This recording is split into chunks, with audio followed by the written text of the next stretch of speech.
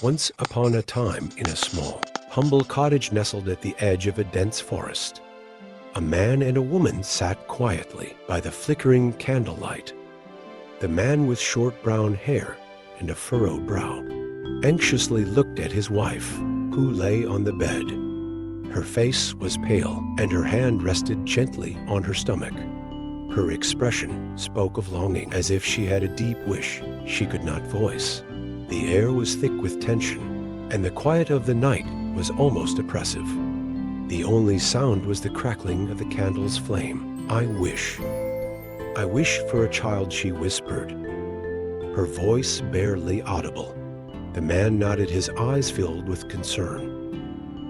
The cottage seemed to hold its breath, waiting for their dreams to come true. Deep in the heart of the forest, there was a mysterious garden, its beauty as eerie as it was enchanting. The man, now dressed in a simple brown tunic, crept through the garden under the cover of darkness, clutching a bundle of Rapunzel herbs tightly to his chest. The moonlight cast an otherworldly glow over the plants, their magical petals shimmering in the night. Unseen in the shadows, a witch with long, white hair and a fierce expression watched him closely.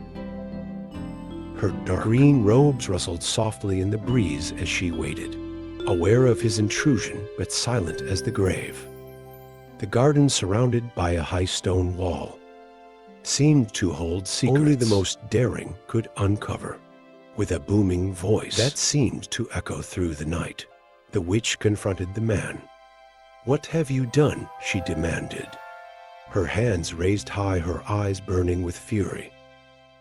The man, trembling, knelt before her, a look of fear and regret in his eyes.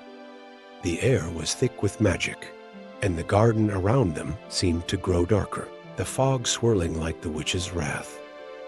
The man had not anticipated. The years passed, and Rapunzel, now 12, found herself more isolated than ever. The witch, stern and unyielding, locked Rapunzel away in the tall stone tower, with no door, only a high window. Rapunzel looked out of that window, her expression melancholic. She had come to terms with her imprisonment, yet the longing for freedom never left her heart. The tower, surrounded by thick trees and dense forest, seemed to mock her isolation. The world outside, with all its possibilities, was forever out of reach. As time went on, Rapunzel's voice became the only connection she had to the world. From the tower, she sang songs that floated out into the forest, her golden hair shimmering as it fell through the window. Birds would gather around her, drawn by the beauty of her voice, and the world outside seemed to pause, listening to her every word.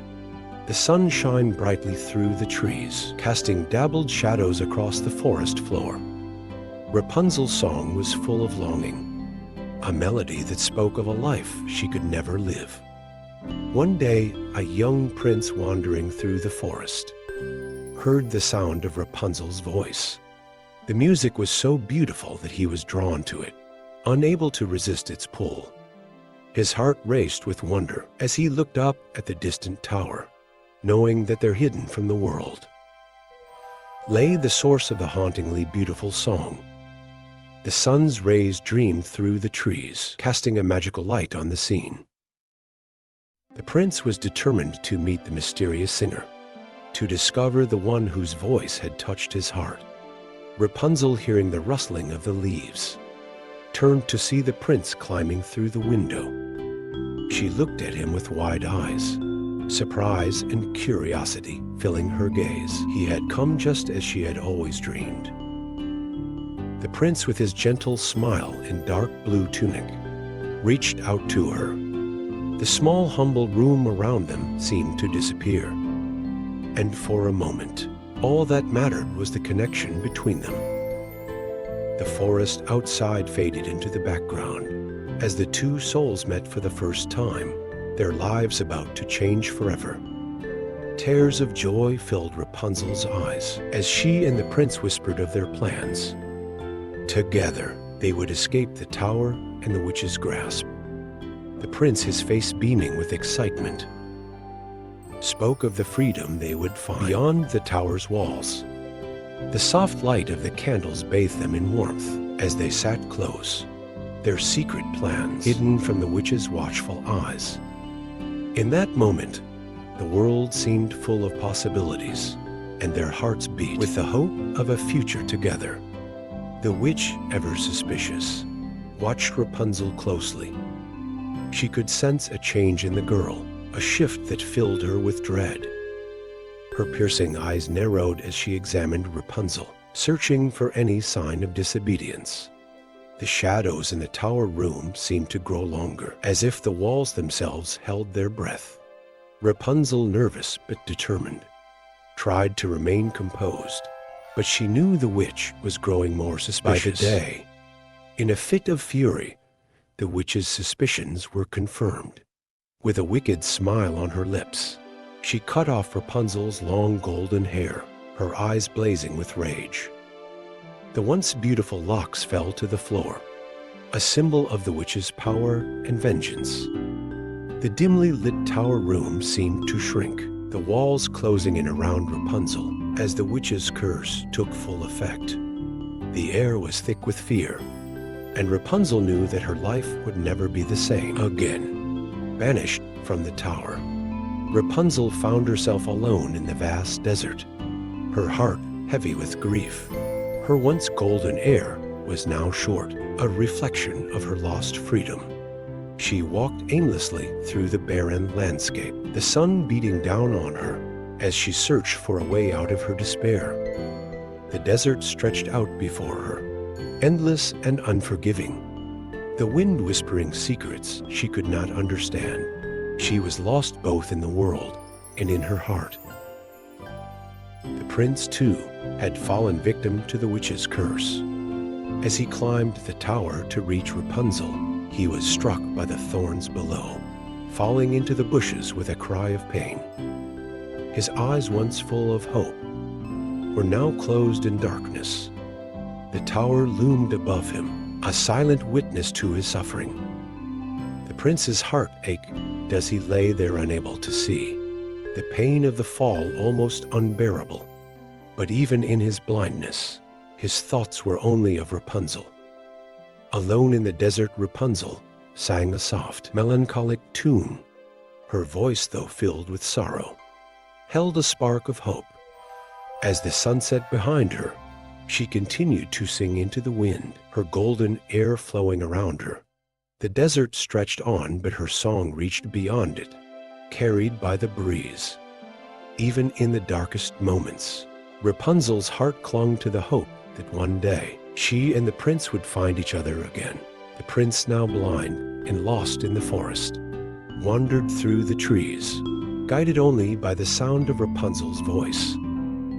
Each step was a struggle, but his heart was filled with determination. He would find her no matter the cost. The forest was dark and twisted, but the prince pushed forward, his senses guiding him through the haze of pain and blindness. The path ahead was uncertain, but he knew that Rapunzel's voice would lead him home, and then at last they were reunited.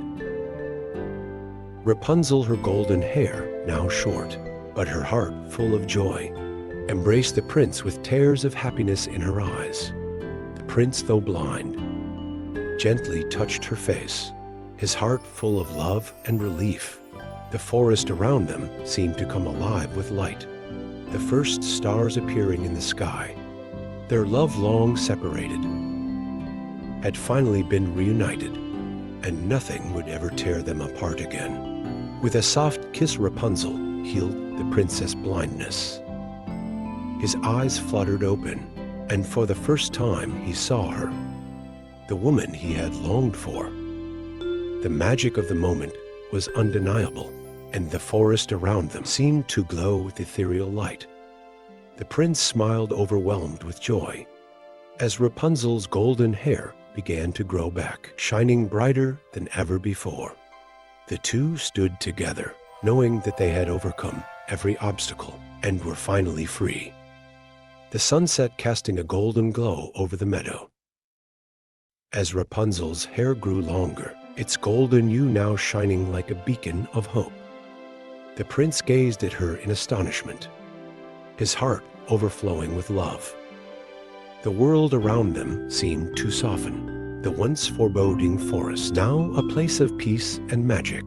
Together they smiled, knowing that their journey was only just beginning. The two walked hand in hand, their hearts light and free. Their path led them toward a grand castle, the sky above clear and blue, the sun shining brightly upon them. They were no longer prisoners of the tower or the witch's curse. They were free to live the life they had always dreamed of, side by side. The world was their playground, and they were ready to face whatever came their way. And so Rapunzel and the prince ventured into the forest, hand in hand, ready to face the adventures that awaited them. The trees towered above them, and the streams sparkled in the sunlight, a promise of new beginnings. Rapunzel's heart was full of joy, and the princess' face was filled with determination. Together, they walked toward the future, knowing that no matter what challenges lay ahead, they would face them together. At the edge of the forest, they paused, their hearts full of gratitude. The moon rose high above them, casting a silvery glow over the landscape. The stars twinkled in the sky as if they, too, were celebrating the couple's newfound freedom. In that moment, Rapunzel and the prince knew that their love would conquer all, and nothing would ever separate them again. And so they lived happily ever after,